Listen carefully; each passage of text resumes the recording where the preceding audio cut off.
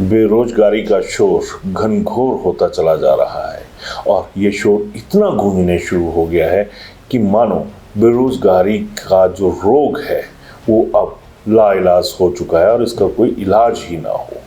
अभिवादन स्वीकार करें, मैं उदय पठानिया। आज मानसून सत्र का दूसरा दिन है और दूसरे दिन भी जो सदन के बाहर माहौल है वो कुछ अलग सा ही है और अलग होने की भी वजह वही है जो सालों से चलती आ रही है, यानी बेरोजगारी।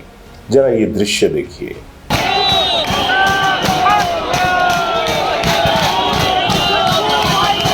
आपको नजर आ रहा होगा कि एक रेला जो है वो पूरी तरह से उन बैरिकेड्स को धकेलने पर उतारू है जो वहां पर सुरक्षा के लिहाज से लगाए गए हैं। और ये वही चीज है, ये उसी तरह का एक रेला है जिस तरह से सियासतदान अक्सर अपनी रैलियों में ये कहते हैं कि ये रैली नहीं, ये रेला है ना। तो बस वैसे ही हालात यहाँ पर भी है, रेला है। इन सियासतदानों को सोचना चाहिए, तमाम जिस मर्जी दल के हों, कि अपनी बारी जब आती है आपकी तो रैली को रेला कन्वर्ट करने में आप पूरी ताकत झोंक देते हैं और जब असल में ये रेला आता है तो क्या होता है। आज का जो ये माहौल आप देख रहे हैं, ये जो बेरोजगार शारीरिक शिक्षक हैं उनका है। जरा सुन लीजिए क्या कह रहे हैं। ये जो हमारे जितने भी जो बेरोजगार जो शारीरिक शिक्षक जो लोग यहाँ पे आए हैं, 1998 से लेकर 2024 चला हुआ है और ये सरकार को देखना चाहिए। 24 और 26 साल हो गए ऐसे बेरोजगारी को। बड़े शर्म की बात है ऐसी सरकार को। हम लोग वो हैं जो अपनी क्वालिफिकेशन पूरी कर रहे हैं। मैं सरकार से ये कहना चाहता हूँ, हमारी पोस्टें अभी तुरंत इसी मंथ में प्रोसेस स्टार्ट किया जाए। 870 पोस्टों का जो प्रोसेस स्टार्ट किया जाए। जितने भी जो अपने जो साथी लोग आए हैं, अगर सरकार हमारी बात नहीं मानती है तो इससे उग्र आंदोलन, मैं बोलता हूँ, प्रदर्शन होगा यहाँ पे। और आज हम जितने भी जो पूरे हिमाचल से जो लोग आए हैं, आज हम सीएम ये बैरिकेड तोड़ के हम आगे निकलेंगे, नहीं तो सीएम साहब हम लोगों से मिलने यहाँ पे आए। 1998 से 2024 यानी 26 साल की बेरोजगारी एक ही वर्ग के अंदर, कितनी शर्मनाक बात है ये कि 26 साल से एक सिलसिला ऐसा चला हुआ जिसमें शारीरिक शिक्षकों को अपॉइंटमेंट्स भी बड़े कम दी जा रही है।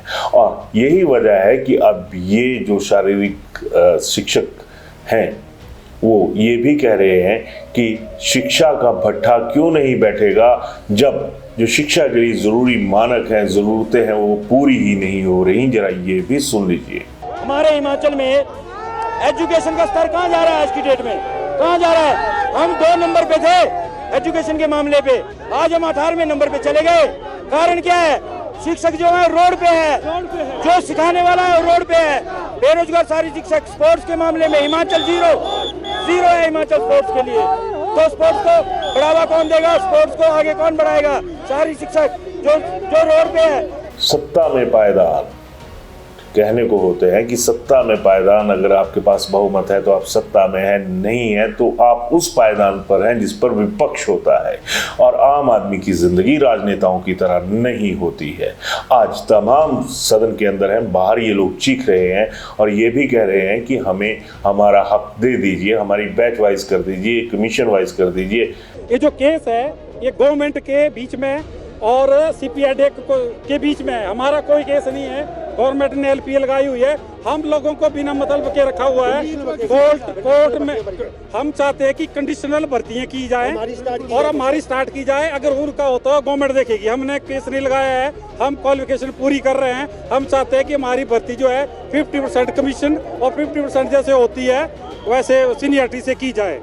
7 साल से रोकी है गवर्नमेंट ने, रोकी है, केस गवर्नमेंट ने लगाया है, हमने कोई स्टे नहीं लिया हुआ है। हमारी जो भर्ती हैं उन्हें 50% कमीशन वाइज, 50% जो है वो बैच वाइज कर दीजिए।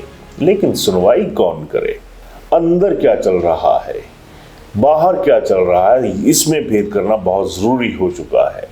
क्योंकि आज की डेट में तो आलम ये है कि जो सचिवालय के कर्मचारी हैं वो काले बिल्ले लगाकर अपना विरोध आगे बढ़ाने की तैयारी कर रहे हैं और सरकार की तरफ से उन्हें मेमो जा रहा है कि आपने ये बात क्यों कही। तो तो बात वही आ गई कि अगर सदन अंदर चल रहा है, सदन की अपनी गरिमा होती है, तो क्या आम आदमी की गरिमा नहीं होती? क्या आम आदमी के सपनों की गरिमा नहीं होती? जब सदन संवैधानिक व्यवस्थाएं हैं ही आम आदमी के लिए, तो फिर आम आदमी की उन जरूरतों का, उन गरिमाओं का ध्यान क्यों नहीं रखा जा रहा है? क्यों सब एक तरह से साइलेंट मोड पर है? सबसे बड़ा सवाल तो ये है। और अगर जनता चीख रही है रोजगार के लिए या दूसरे मुद्दों पर, तो उसका क्या कसूर है?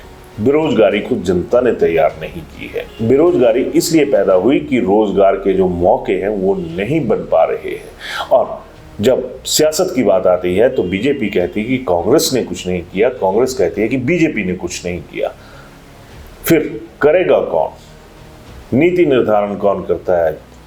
और आम आदमी से जुड़ी हुई जो बातें होती हैं उन पर गौर कौन करता है? गरिमाओं का खेल है, तो गरिमाएं आम आदमी की भी होती हैं शायद। धन्यवाद।